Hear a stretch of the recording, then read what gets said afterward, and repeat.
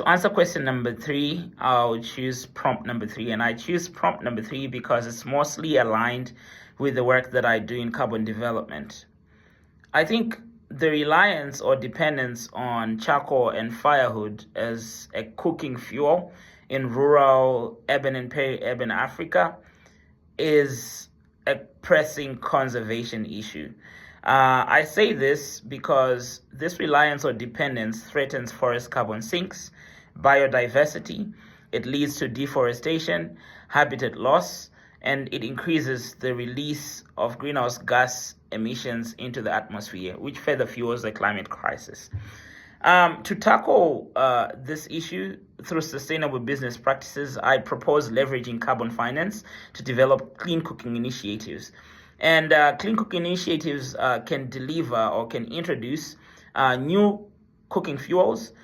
new cook stoves, and are able to change the cooking culture within these communities to be able to move towards more sustainable cooking practices. And this is done, for example, by introducing new cooking fuels such as biogas and biomass pellets that are produced sustainably,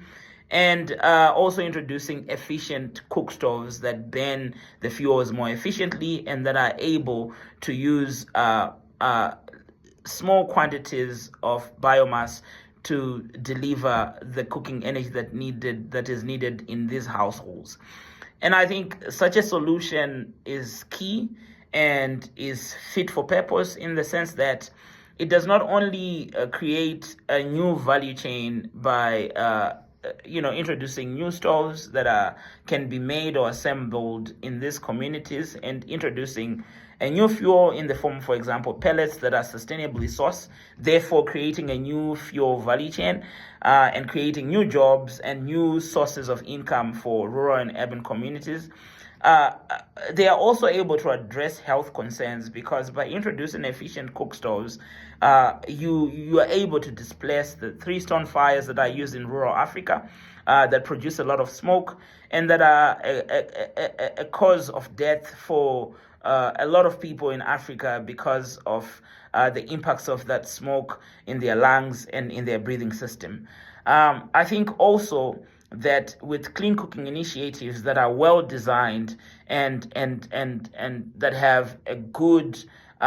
strategy for implementation, you are also able to engage governments and garner support from local NGOs, the private sector, and be able to involve multiple stakeholders that can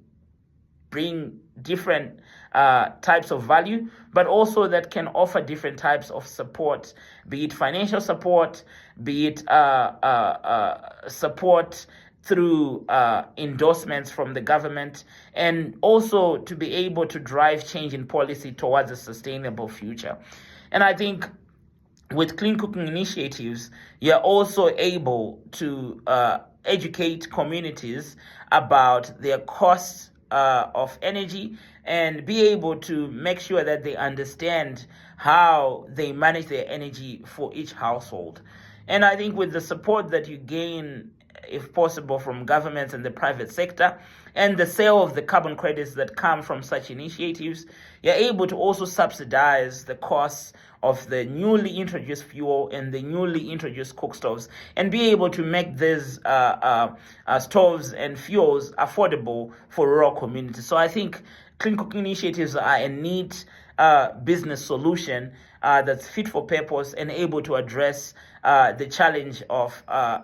deforestation, biodiversity loss that's caused by the need and demand for charcoal and firewood as a fuel source for cooking in Africa.